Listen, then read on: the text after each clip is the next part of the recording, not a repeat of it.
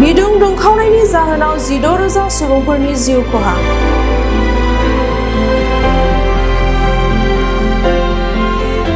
इउरपनि सुबुंफोरा जुन दाननिफ्रायनो बिदुं दुंखावनायजों जुजिबोगासिनो दं।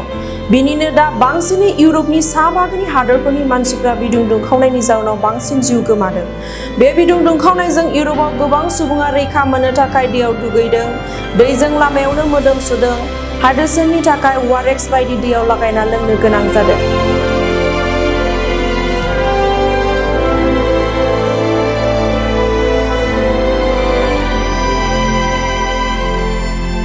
बे बिदुं दुंखावनाया बारमण्डलनि सोलायनायनि जाउनाव जायो। सिगां साननि खामानिफोरनि सोलायनाय एबा भलकेनिक बेरफ्रुनायनि थाखाय बारमण्डल सोलायनाया जायोमोन। नाथाय 1800 मायथाइनिफ्राय मानसिफोरनि खामानियानो बारमण्डल सोलायनायनि गाहाय जाहोन जादों।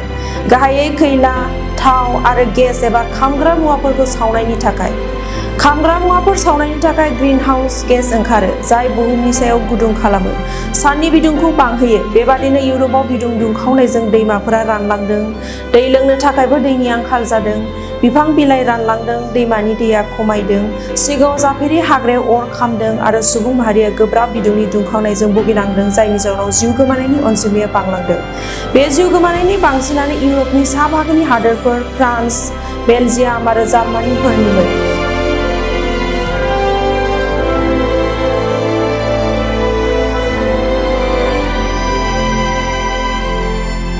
बे बिदुंनि दुंथाया 37 डिग्री सेल्सियास बांलाङो आरो सा-सोनाबनि हादोरफोरनि सुबुंनि जिउ गोमानायनि अनजिमायाबो बांलाङो मानोना बिसोर दुंथायनि थाखाय थियारि नङामोन।